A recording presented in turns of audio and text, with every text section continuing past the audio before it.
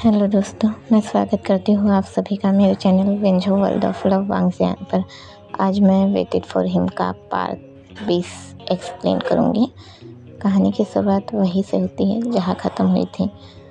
अपने वेन के सिंह ने झाऊ को बैक साइड से हक करके ही रखा था और वो रो रहा था, बोल रहा था, आशु प्लीज़ छोड़ के मत जाओ, आशु प्लीज़ आशु मत जाओ आशु।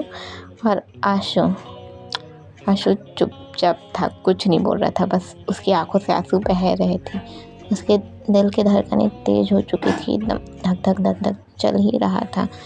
उसे वो पल याद आ गया था जब उसके यान ने उसे पीछे से ऐसे ही हाथ पकड़ लिया था। तभी उसे जो कुछ भी तब एहसास हुआ था, अब भी उसे वही महसूस हो रहा था। उसे वही सब कुछ फीलिंग आ रही थी, जो फीलिंग उसे अपने जैनयान के टाइम पे आई थी।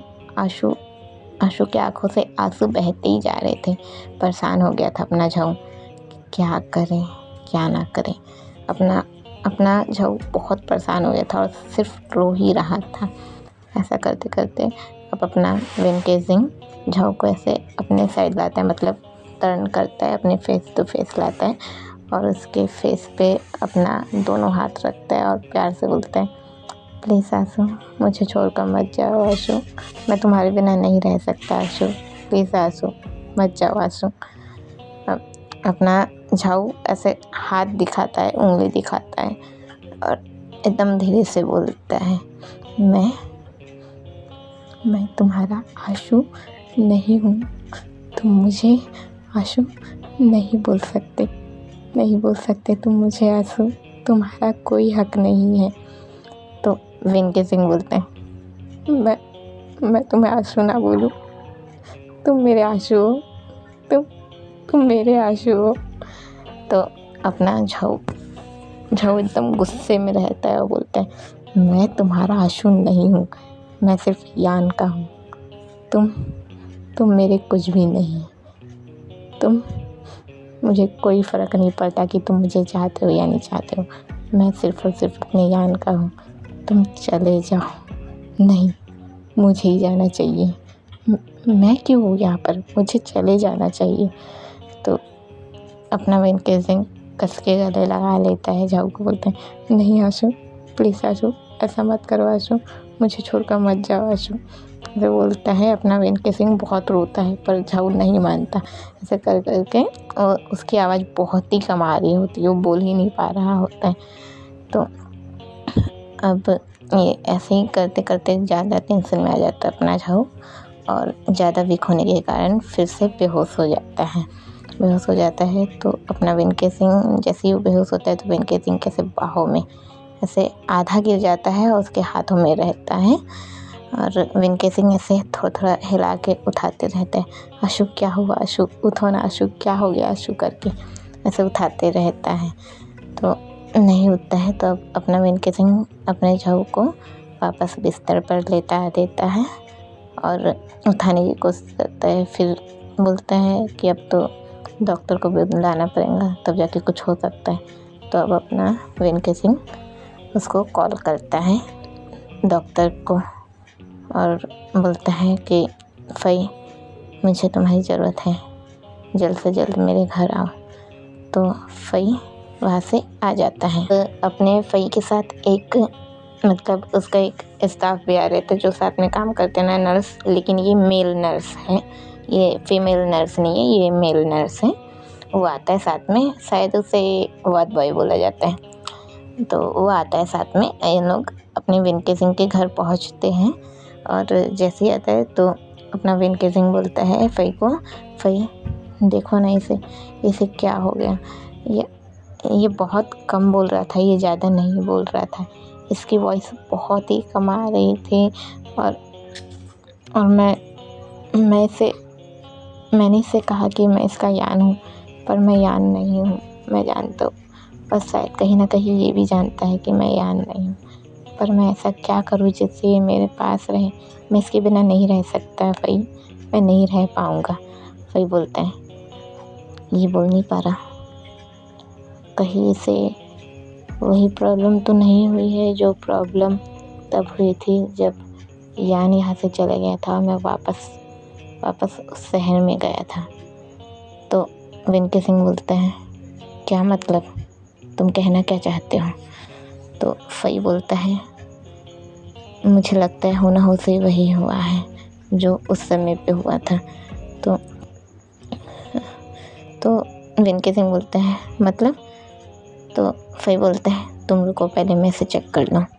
तो अपना फई जाता है, अपने झाऊ को चेक करता है, उसके तो चेकअप करता है और साथ में जो वार्ड बॉय रहता है वो भी रहता है साथ में।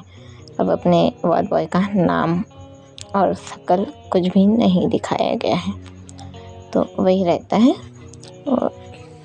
उसका साथ में रहता है और वो देखते रहता है कि क्या क्या कर रहे डॉक्टर, और जो भी डॉक्टर को ज़रूरत पड़ता है वो उसे देते रहता है। तो उसके बाद फिर ये आता है अपना फई और वेंकी सिंह से बोलता है, इससे वही हुआ है जो उस समय पे हुआ था। तो वेंकी सिंह बोलता है, क्या हुआ था, मुझे बताओ। तो फई बोलता है, पहले मेरे साथ बाहर चलो। तो जैसे ही अपने वेंकी सिंह और फई बाहर जाते हैं, अपने मिस्टर जैन आ जाते हैं और झाऊ का ख्याल रखते हैं और उसके मतलब सिर को रफ करते रहते हैं, बोलते रहते हैं, बेटा ठीक हो जाओ, प्लीज़ बेटा ठीक हो जाओ।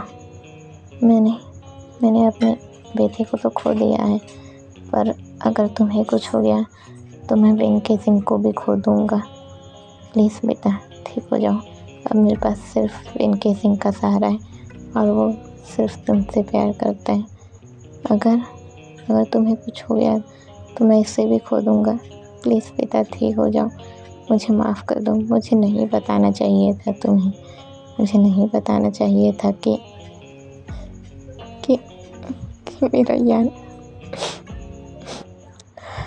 मेरा यान नहीं रहा।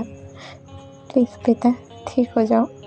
अब अपना झाऊ धीरे से आँख खोलता है और मिस्टर जैन को देखता है और कुछ नहीं बोलता, बस रोता रहता है। तो मिस्टर जैन हाथ पकड़ लेते हैं और बोलते हैं, बेटा तुम उठ गए? तो झाऊ एकदम धीरे से बोलता है, जी मैं, आपने कहा था ना कि यान नहीं रहा, फिर इसने क्यों कहा अंकल कि मेरा यान, वही मेरा यान है। मैं जानता हूँ अंकल, वो वेंकी सिंह है। मैंने उसे शुरू से देखा है, मैंने उसकी हर एक हरकतों को नोटिस किया है।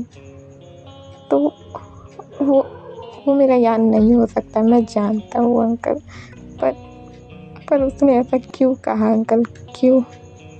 ऐसा कह के अपना झाऊ रोने लग जाता है। तो मिस्टर जैन भी रोते रहते हैं, बोलते हैं, मुझे माफ़ कर दो बेटा, पर वो तुम्हारा यान ही है। तो झाऊ बोलते हैं, ये आप क्या कह रहे हैं अंकल, वो तो वेंकी सिंह है ना। तो मिस्टर जैन बोलते हैं, हाँ बेटा वो वेंकी सिंह है, बट वो तुम्हारा यान है। तो झाऊ चिढ़ जाता है, बोलता है, क्यों आप मुझे परेशान कर रहे हैं?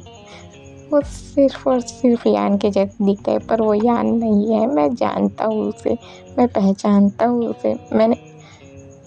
मैंने यान को देखा था अंकल, वो यान कैसा था, उसकी आदतें, उसका सब कुछ कैसी थी। पर वेंकी सिंह वैसा बिल्कुल भी नहीं है। मैंने पिछले 3 सालों में उसे अच्छे से देख लिया है, अच्छे से समझ लिया, पर वो अभी अचानक आके ऐसी हरकतें करता है जैसे वो यान ही हो। पर सिर्फ उसकी हरकतों से तो मैं उसे यान नहीं मान लूँगा ना। मैं अपने यान को अच्छे से जानता हूँ अंकल, यान कैसा था, उसकी आदतें। यान ने कभी भी मेरे अलावा किसी और की तरफ आँख उठा के नहीं देखा था, पर ये तो, इसने तो मेरी ही आँखों के सामने मेरी ही फ्रेंड से फ्लर्ट किया और उसी से फ्लर्ट किया था। मैं उस पल को नहीं भूल सकता अंकल। अंदर से मुझे कितनी तकलीफ़ हो रही थी, मैंने फिर भी खुद को छुपा कर रखा था, क्योंकि मैं उसे नहीं बताना चाहता था कि ये वो वही है जिससे मैं प्यार करता था। मुझे डर था, मुझे हमेशा लगता था कि वही है, मुझे लगता था कि ये मेरा यान है। पर धीरे धीरे मैं सब कुछ समझ गया कि मेरा यान नहीं है। मुझे लगता था इसने अपना नाम चेंज कर दिया है। पर हरकतें तो इसकी बिल्कुल भी यान वाली नहीं थी, इसलिए मैं समझ गया था कि ये मेरा यान नहीं है। पर अब ये ऐसा क्यों कर रहा है अंकल, क्यों? तो मिस्टर जैन बोलते हैं, मुझे माफ़ कर दो बेटा, पर ये तुम्हारा यान ही है। झाऊ रोने लग जाते हैं, क्यों परेशान कर रहे हैं अंकल आप मुझे, ये मेरा यान नहीं है अंकल, नहीं है। अब सीन कट हो रहा है, हम आ रहे हैं अपने वोशी और युआन के पास। अब ये दोनों एक साथ रहते हैं और एक कमरे में ही रहते हैं, मतलब झाऊ जो कि अब वेन केसिंग के पास है, तो वोशी युआन के साथ ही है और युआन को संभालते रहता है। मतलब अपना युआन जो कि अब एकदम बहुत परेशान हो गया है, उसे अपने भाई की फ़िक्र है, अपने भाई को देखना चाहता है कि वो बस इतना देख ले कि उसका भाई सेफ़ है, ठीक है। पर वोशी अभी उसे नहीं जाने दे रहा और बोल रहा है, तुम फ़िक्र मत करो, जीसू ठीक होगा, मैं गारंटी देता हूँ, जीसू बिल्कुल ठीक होगा।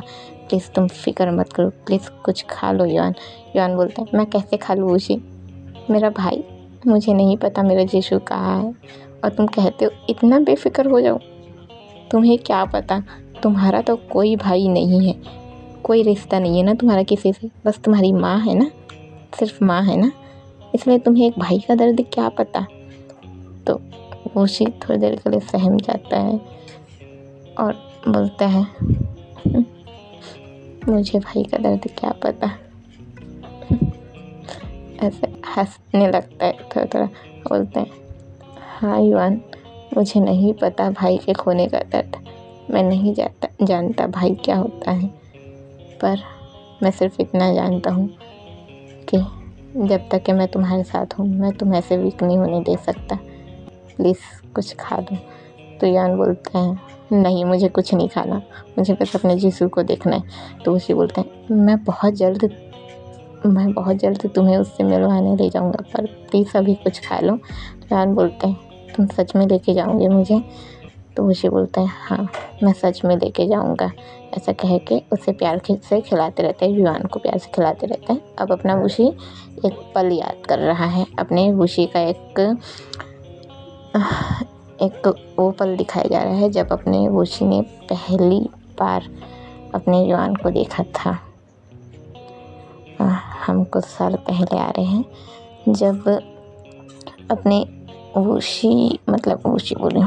अपने युआन का और एनी का जो ब्रेकअप हुआ था, और अपना युआन जो कि एनी के हाथ को पकड़ के बोल रहा था, प्लीज़ एनी मुझे छोड़कर मत जाओ एनी, मैं नहीं रह पाऊँगा तुम्हारे बिना। और युआन अपना रो रहा था और रोते रोते वहीं पर गिर गया था, बैठ के रो रहा था वह। तब अपने वोशी ने अपने युआन को देखा था, उसने उस हालत में उसे देखा था, रोते हुए देखा था, और उसे देखा था तो तभी से अपना वोशी युआन को चाहने लग गया था और उसे बहुत चाहता था, इतना कि उसके लिए सब कुछ करने को तैयार था। और उसके बाद वो एक पर्सन, मतलब कोई है उसका जो उसे बहुत अच्छे से जानता है, वो उसका स्टेप ब्रदर है, उसे जानता है, तो उससे कहता है कि भाई मैं इसे चाहता हूँ और मैं इससे मिलना चाहता हूँ, इससे बात करना चाहता हूँ। तो वो पर्सन बोलते हैं, हाँ तुम इससे मिल लेना, बात कर लेना, पर अभी तुम्हें इसे वक्त देना होगा, इसे टाइम देना होगा। अभी इसका ब्रेकअप हुआ है और अभी मुझे नहीं लगता कि ये तुमसे अगर ये तुम अभी जाके इससे कुछ कहते हो तो ये तुम्हें एक्सेप्ट करेगा, तुम्हें अभी खुद को और इसे टाइम देना होगा। तो वोशी बोलता है, ठीक है। बस अपने वोशी का फ्लैशबैक ख़त्म हो रहा है, हम वापस वही आ रहे हैं जब ये अपना वोशी अपने युआन को खिला रहा था खाना। वो लोग ऐसे ही खिलाते रहते हैं और युआन वोशी के गले से लग के रोते रहता है, बोलते रहता है, तुम सच में मुझे जीसू से मिलवाओगे ना? वोशी बोलते हैं, हाँ मैं सच में मिलवाऊँगा, तुम बस रो मत, मैं तुम्हें रोते हुए नहीं देख सकता, प्लीज़ मेरे सामने मत रोना कभी भी, मेरे सामने तो क्या, कभी अकेले में भी मत रोना।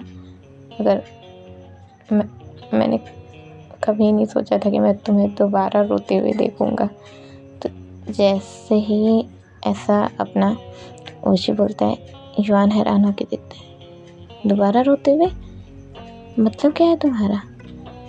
तो ओशी बोलता है, हाँ सॉरी सॉरी, वो क्या है ना, तुम पहले भी जीसू के कारण ऐसे रो चुके हो ना, तो बस मुझे अच्छा नहीं लगता तुम्हारा रोना। तो युआन बोलता है, मैं नहीं रोना चाहता ओशी, पर मैं क्या करूँ, वो मेरा इकलौता भाई है। तो ओशी बोलता है, जानता हूँ, मैं तुम्हें उससे मिलवाऊँगा। उसके बाद अब सीन कट हो रहा है, हम आ रहे हैं अपने गुजियांग और कावेनिंग के पास। अपने कावेनिंग को, जो कि अपने गुजियांग के पापा मना कर दिए थे गुजियांग से मिलने के लिए। तो एक दिन ऐसा आ गया है अब कि अपने गुजियांग के पापा ने कावेनिंग को मिलने बुलाए हैं। तो कावेनिंग चुपचाप जाता है, बोल ऐसे जाके बोलता है, जी नमस्ते अंकल। तो गुजियांग के पापा बोलते हैं, नमस्ते, तुम क्या करते हो? तो कावेनिंग बोलते एकदम घबराते हुए बोलते, जी वो अंकल, बस अभी मुझे जॉब मिली है, बस मैं जॉब करता हूँ। तो अपनी गुजियांग के पापा बोलते हैं, जॉब करते हो? ऐसा क्या जॉब है तुम्हारा? तो कावेनिंग बोलते हैं,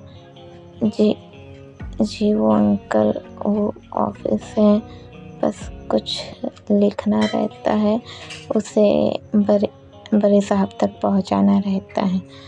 तो अपने गुजियांग के पापा बोलते, अच्छा बस इतना ही, सैलरी कितनी है तुम्हारी? तो कावेनिंग बोलते हैं, जी वो बस 50,000। तो कावेनिंग ऐसे बोलते रहता है एकदम डर के।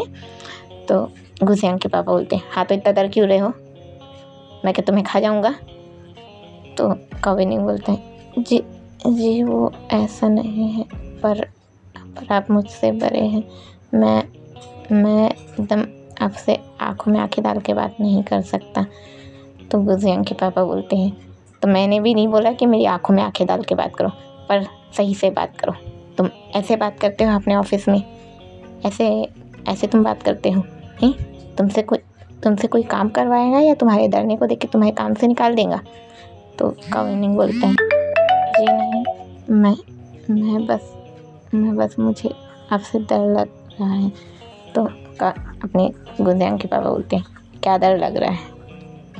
तुम बस इतना सुन लो, तुम्हारे जितनी जल्दी हो सके अपना काम निपटाओ, जो भी करना है करो। और हाँ, मैंने अपने घर में तैयारी शुरू कर दी है, जितनी जल्दी हो सके तुम्हें बारात लेकर आना है। कावेनिंग बोलते हैं, जी अंकल, मैं कभी दोबारा आपसे ऐसा नहीं करूँगा, प्लीज़ अंकल, गुजियांग को मुझसे दूर मत करना अंकल, मैं नहीं रह सकता गुजियांग के बिना। गुजियांग के पापा बोलते हैं, अबे बहरे, ऐसे बोलते हैं। कावेनिंग हैरान हो के देखते हैं, क्या बोल रहे हैं अंकल? तो गुजियांग के पापा बोलते हैं, तुम्हें ना, मैंने अभी कहा कि तुम्हें गुजियांग के लिए बारात लेकर आना है। जैसे ही कावेनिंग डबल सुनते हैं, क्या बोले? कावेनिंग एकदम खुश हो जाता है और कस के नीचे बैठ के गुजियांग के पापा के पैर को गले लगा लेता है। बोलते हैं, सच में अंकल, सच में आप मान गए गुजियांग और मेरी शादी के लिए? तो गुजियांग के पापा बोलते हैं, मानना ही था, मैंने तुम्हें उस वक्त पे इसलिए मना नहीं किया था बेटा कि मैं तुम्हें अच्छा नहीं समझता, पर मुझे तुम्हें परखना था। वो मेरी इकलौती बेटी है, मैं उसे ऐसे ही नहीं दे सकता था, बस इसलिए मुझे तुम्हें परखना था। और तब से ही मैंने तुम्हारे ऊपर सब कुछ, मतलब मैंने तुम्हें देखा था, मैं तुम पर जासूसी करवा रहा था और मैंने तुम्हारी सारी अच्छी आदतें देखी, तुम्हारी कोई भी बुरी आदतें नहीं थी, जो कि मुझे बहुत अच्छी लगी। तो कावेनिंग बोलता है, आपने मेरा पीछा किया, आपने मुझ पर जासूसी की? तो गुजियांग के पापा बोलते हैं, हाँ करना पड़ा बेटा, क्योंकि मैं खुद तुम्हारी शादी अपनी बेटी से करवाना चाहता था, पर मैं ऐसे ही तो नहीं करवा सकता था ना। मुझे डर था सिर्फ इसलिए मैंने ऐसा किया।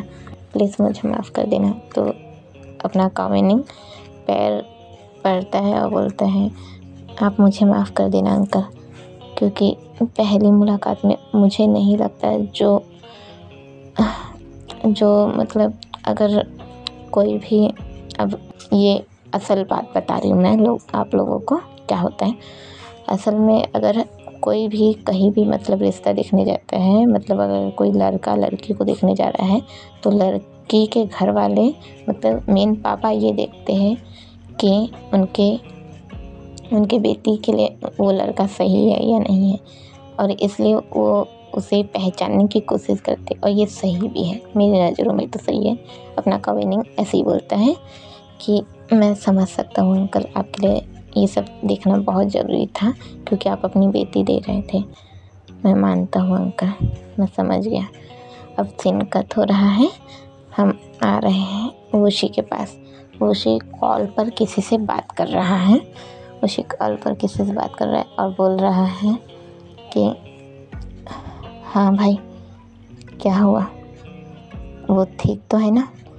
तो सामने से जो पर्सन कॉल पर बात कर रहा है वो बोलता है, हाँ वो ठीक है, मैंने उसके लिए मेडिसिन वगैरह लिख दी है।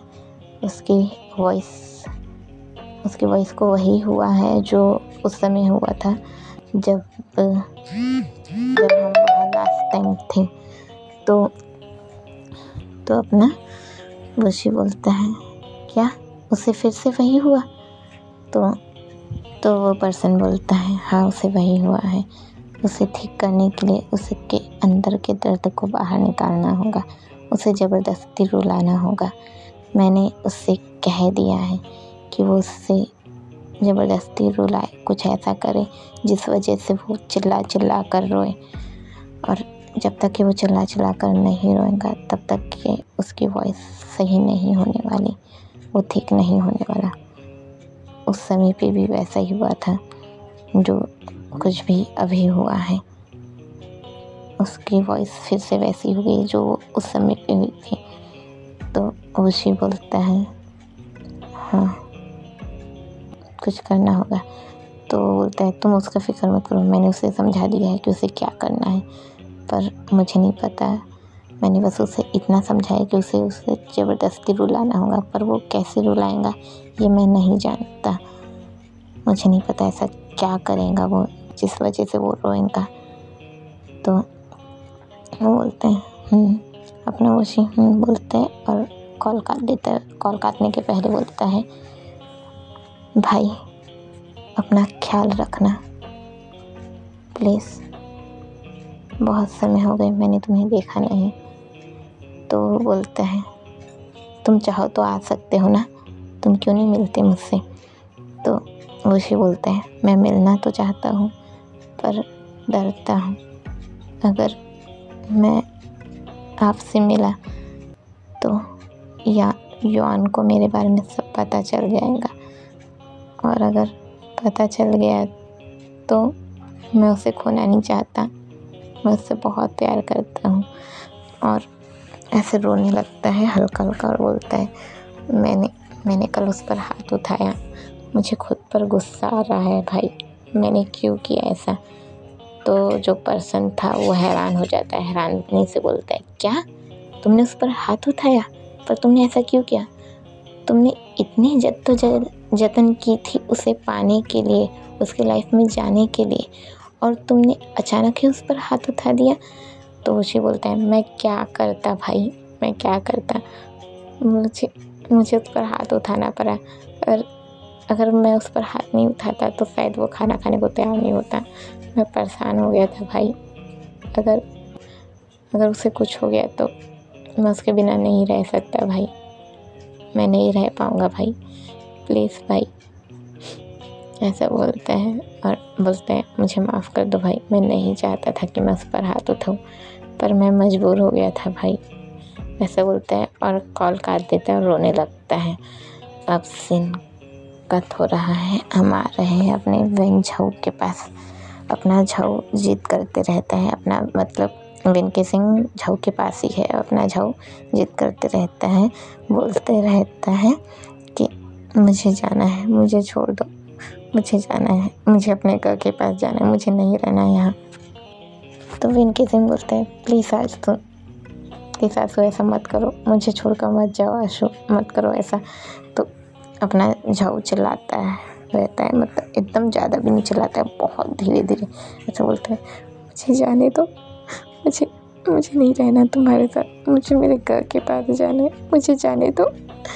तो वेंकी सिंह बोलता है प्लीज़ आशु ऐसा मत करो। ऐसा कर करके उसके हाथ को पकड़ता है और ये दोनों के बीच में एक तरह से लड़ाई ही होती रहती है, एक दूसरे से लड़ते रहते हैं इन लोग।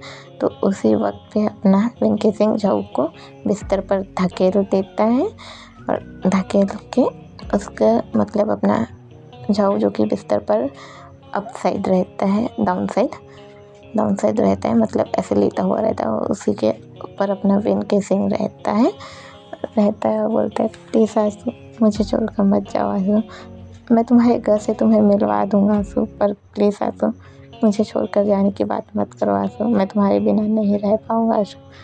तो झाऊ रोता रहता, बोलता रहता मैं नहीं रह सकता तुम्हारे साथ, मुझे जाना है, प्लीज़ मुझे छोड़ दो। तो वेंकी सिंह बोलता है प्लीज़ मत करो ऐसा आशु, मैं नहीं रह पाऊँगा तुम्हारे बिना, ऐसा बोल के रोता रहता है।